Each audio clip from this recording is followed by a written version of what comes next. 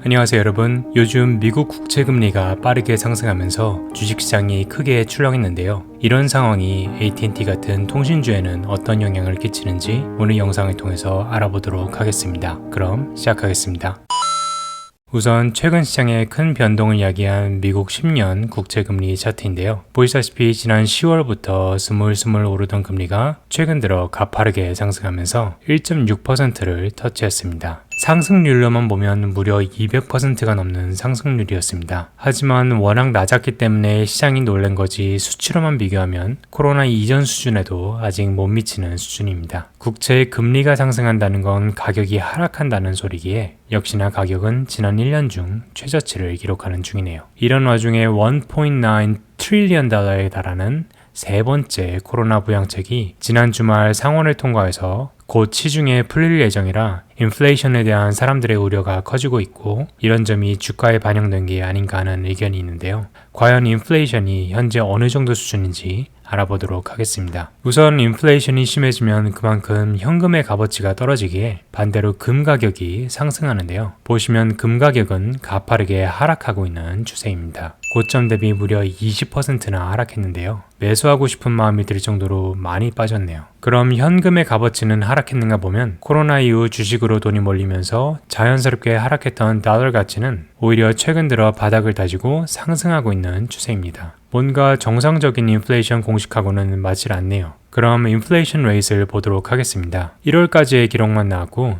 2월 기록은 곧 나옵니다. 이렇게 보면 연준의 돈 풀기 이후 꾸준히 상승하는 추세이고요. 하지만 보통 기준선으로 간주하는 2%에는 여전히 못 미치는 1.4에서 1.5% 수준입니다. 가파른 국채금리 상승 때문에 연준의 기준금리도 예상보다 빨리 올리는 게 아니냐는 공포심이 시장에 팽배한 가운데 이런 혼돈을 잠재우기 위해 연준에서 금리의 상한선을 정하는 yield curve 컨트롤을 하거나 단기 국채를 매도하고 대신 장기 국채를 매수하는 operation twist를 통해서 이렇게 단기 국채 금리를 올리고 장기 국채 금리를 내려서 이 커브의 기울기를 완만하게 하는 정책을 발표하길 시장은 기대했지만 연준 의장인 제롬 파월은 어떤 액션도 취하지 않았고 그에 따라 시장은 출렁거렸습니다. 이렇게 국채 금리가 오르면 당연히 회사채 금리도 오르는데 그러면 그동안 주식으로 수익을 본 자금이 안전자산인 채권으로 옮겨가기도 하기 때문에 이것 때문에 그동안 많이 오른 주식들의 피해가 유난히 더 컸던 게 아닌가 싶습니다. 그동안 가파르게 올랐던 테슬라 같은 기술 성장주가 피해가 가장 심했고요. 보시다시피 테슬라도 무려 40%나 하락했고 플러그 파워 같은 전기차 배터리 기업들도 반토막이 넘게 주가가 급락했습니다. 인공지능 분야도 마찬가지입니다. 팔란티얼도 반토막 넘게 하락했고 워런 버핏이 투자한 신생기업으로 유명한 스노우플레이크도 반토막이 났고 C3AI 또한 마찬가지입니다. 그럼 정말 모든 주식들이 다 이렇게 떨어진 걸까요? 아닙니다. 보통 인플레이션이 심해질 때 수혜를 보는 농사 관련주들은 올랐습니다. 농장비를 만드는 대표적인 기업인 존 디어도 많이 올랐고요. 캐터필러도 마찬가지고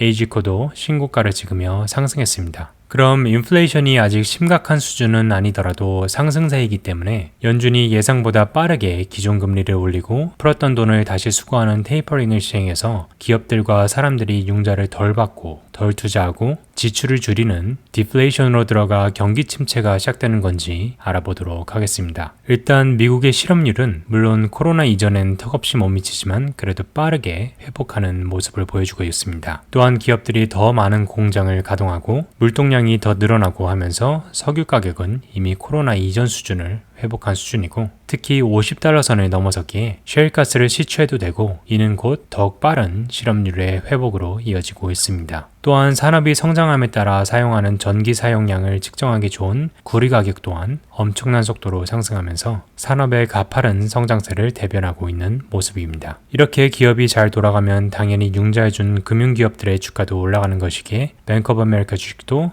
가파르게 상승했고 골드만삭스, 모건 스탠리도 가파르게 상승하였습니다. 자, 그럼 이 상황에 AT&T 같은 통신주는 어떤 모습을 보여줬을까요? 우선 AT&T 같은 경우는 오르지도 떨어지지도 않고 원래 자리를 강하게 지켜줬고 Verizon, T-Mobile 또한 원래 위치를 잘 지켜주는 모습을 보여줬습니다. 컴캐스트 같은 경우는 신고가를 찍는 강한 모습을 보여주며 최근 금리 상승에 피해를 보지 않는 강한 모습을 보여줬습니다. 아마 성장 테크주에서 빠진 자금이 배당률이 높고 비교적 안정적인 통신주로 들어온 게 아닌가 싶네요. 그래서 한번 알아봤습니다. 통신주와 미국 10년 국채금리와의 상관관계. 이 차트의 파란색 라인은 통신주들을 모아놓은 ETF인 VOX이고 빨간색은 미국 10년 국채 라인인데요. 2008년 서프라임 사태 이후 2009년 연준이 자금을 풀기 전까진 둘이 똑같이 움직이는 모습을 보여줬습니다. 하지만 연준이 돈을 마구마구 찍어내며 양적 완화를 시작한 이후로 주식은 꾸준히 상승한 반면 금리는 계속해서 하락하였습니다. 이렇게 보면 어떨 땐 같이 상승하거나 하락하기도 하였고 또 어떨 땐 서로 다르게 움직이기도 하였는데요. 최근엔 같이 상승하는 모습을 보여주고 있습니다. 예전은 동일하게 움직이는 모습이었지만 양적 완화 이후엔 별다른 상관관계를 보여주고 있지는 않네요. 오늘 영상의 요약입니다. 최근 들어 미국 국채금리가 급상승하였고 당연히 가격은 하락하였습니다. 1.9 트릴리언 달러 규모의 세 번째 코로나 부양책이 상원을 통과하였고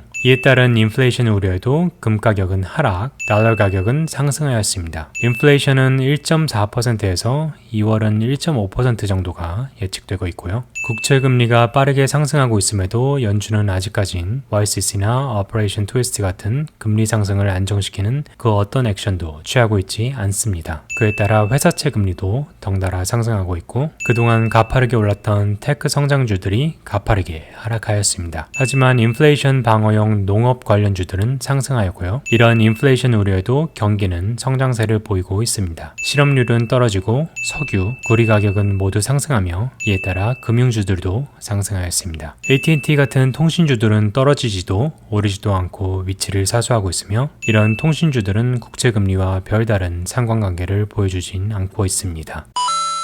네, 오늘은 국채금리 상승이 경기와 주식시장에 끼친 파장에 대해서 알아보았는데요. 큰 그림으로 보면 그동안 많은 자금이 몰리면서 인기를 끌었던 언택 성장주에서 그동안 코로나 때문에 외면받았던 컨택 가치주로의 자금 이동이 이뤄지고 있는 것으로 보여집니다. 이런 자금의 시소 게임은 과거에도 있었고 지금도 있고 미래에도 있을 거기에 이런 돈의 흐름을 캐치할 수 있는 안목을 기르는 게 중요할 듯 합니다. 어찌됐든 마이너스가 아니면 더 이상 내려갈 곳 없었던 금리가 바닥에서 이제 고개를 들고 상승하고 있으니 코스텔라니 달걀 모델에 따르면 이제 불황기에서 호황기로 넘어가는 게 아닌가 싶은데요. 넘어가는 시점인지 이미 넘어갔는지 아님 호황기의 끝물인 금리 정점인지는 그 누구도 정확히 모르지 않나 싶습니다. 아무쪼록 우리 모두 이런 기회에 좋은 공부를 하였으면 좋겠고 오늘도 시청해주신 모든 분들께 진심으로 감사드립니다.